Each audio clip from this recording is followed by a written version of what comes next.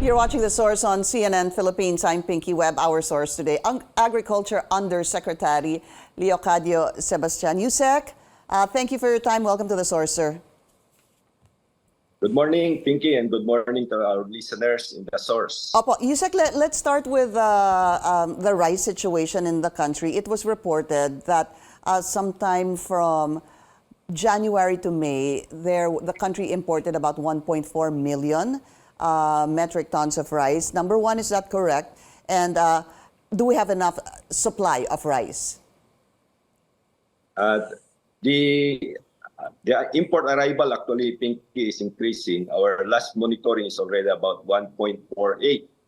So maraming dumating. Plus the expected na harvest natin from January to June, ang projected natin is about 5.7 million metric tons. So if we assume that the same level of production last year is also what we will attain this year. So kung 5.7 million plus 1.4 plus yung stock natin, yung carryover from last year of about 1.8. So malaki yung ating projected na supply for the first 6 months. And we are expecting we will have at least remaining stock by end of June that will be good for about 2 months. So malaki yung buffer, supply na ina-expect natin.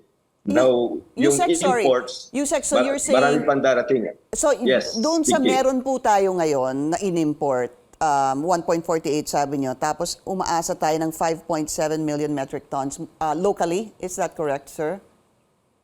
Yes. Okay. Yung local production natin yun assuming it's the same level as last year, but what we are seeing is that we may even have higher because of the good harvest this year. So maganda yung harvest natin ngayong taon na to. Yeah, pero putting that into consideration, si 1.48 plus si 5.7, hoping that it is somehow the same as last year, hanggang kailan hugod itong dami ng production na to? Until which months?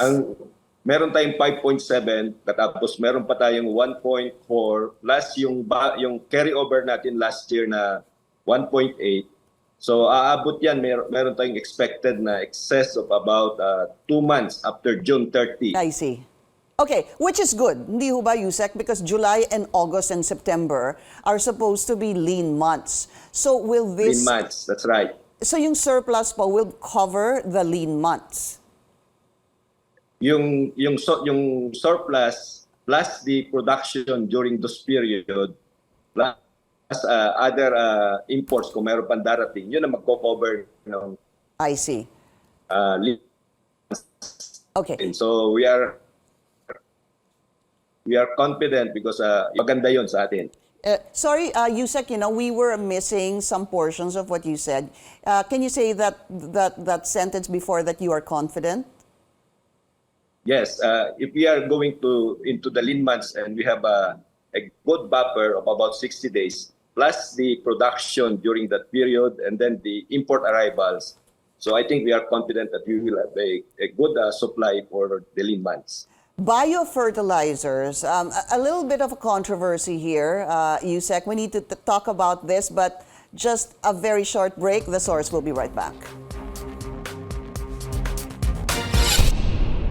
Watching The Source on CNN Philippines, I'm Pinky Webb. Our source today, Agriculture Undersecretary Leocadio Sebastian. Yusek, okay, let's talk about the biofertilizers. You want to use biofertilizers instead of yung tinatawag na urea, saying this will result in savings. However, you already have SINAG saying this MO number 32 is flawed. Why? Because according to them, urea is 1,100 pesos per bag. You need 2 bags for 1 hectare, which amounts to 2,200. But in your you are saying that ang equivalent nito 4,000. Was there a miscalculation on your end, sir?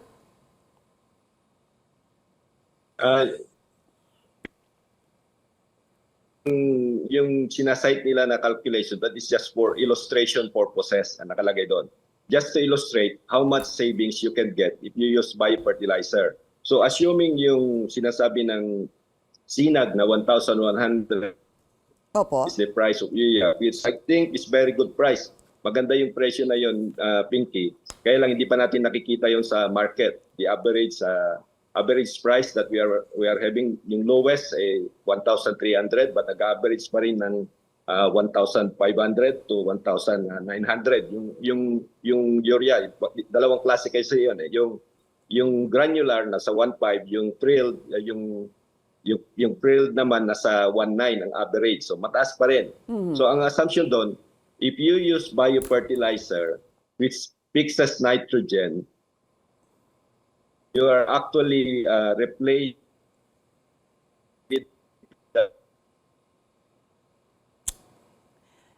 Yusek, unfortunately, we're losing our connection with you. by It's a very Well, unstable connection we have, Yusek. Can we try again, sir? equivalent to biofertilizer. Because of is 2,000, that's 4,000, and if because of is 2,000, you will save. All right, we're going to try to call you, Yusek. We'll try to just call you instead. We might be having a hard time because naka-video and audio po tayo. Okay, so let's give a little bit of background on this use supposedly of biofertilizer. There is an MO number 32, which SINAG is saying is actually flawed. The reason for this is the use of biofertilizers against urea, which the DA was saying would cost about 4,000 pesos per hectare. SINAG is saying this is not right. Okay, we have him on the line. Yusek, are you there? Yeah, Okay. Vicky, yung sinasite na cost is actually just for illustration. Opo. In reality, when we will be procuring biofertilizer, it will be based on market prices. Magkano po So yun? compare.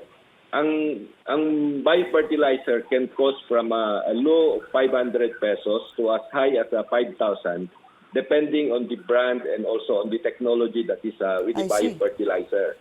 So meron kasi yung single microorganism, meron din yung mga cocktail of microorganism, then halo-halo na quad. So may I see. technology rin yan. But what we want to promote is a biofertilizer that will be cost effective, yung makapagpababa ng gastos ng mga magsasaka natin. Yun ang objective natin. And Yusek, you're saying that with this biofertilizer, mas makakamura po yung ating mga magsasaka. Ganun ho ba? Yes, Okay. yung ganun ang objective natin. Kasi nung last year, nakita natin na pumalo yung presyo ng urea up to 3,000 pesos. At hanggang ngayon, ang presyo pa rin, yung pinakamura, ay nasa 1,300. But ang average ay nandun pa rin sa mga 1,500 to 1,600. Yung granular at yung prilled urea, na umabot pa rin na 1,900 ang average. So, mahal pa rin kung tutusin mo. Okay, pero Now, sorry Yusek, we're running out of time. Are our farmers used to using this biofertilizer? Gamay ho ba nila ito? yun kaya nga in-introduce natin. We are introducing it for a large-scale promotion. Kaya yung guideline na ginawa natin, it provides requirements for the suppliers to ensure that the implementation of the biofertilizer program will be successful. Kasi kasama yan sa balanced fertilization program strategy natin. Okay. So kaya kung titingnan mo, napaka-higpit yung requirement kasi meron pa siyang requirement na dapat yung biofertilizer na ipopromote tested sa location. Opo. At yung company na magpo-promote, kailangan meron din siyang mga technical support na I ipo-provide see. para turuan yung mga farmers natin. You know, Yusek, I remember either reading or watching something na, hindi ko po maalala sinong nagsabi, pero to the effect na bakit parang gagawin pang experimental to sa ating mga magsasaka. What do you say to that? Kasi parang Hindi na bago ho ito, hindi ho ba? Hindi na bago to, Pinky, kasi yung isa sa mga technologies na biofertilizer na develop pa doon sa UPLB, University of the Philippines, Los Baños, 30 years ago. I see. Ang kwan lang natin, Pinky, we have been talking about biofertilizers, we have been talking about balanced fertilization for the last 30 years, but hindi natin ginagawa in a massive scale. I We have see. already taught tinuruan na natin yung mga estudyante natin na galing Vietnam, Thailand, Malaysia, ginagawa na nila sa atin, hanggang doon pa rin tayo sa demonstration. That's why this year, since the fertility of our rice lands are also going down, pangit na rin ang ating fertility, bumabagsak na, it's now time that we start promoting these kinds of technologies so that our farmers will also benefit. Very quick question. Will this produce higher yields, sir?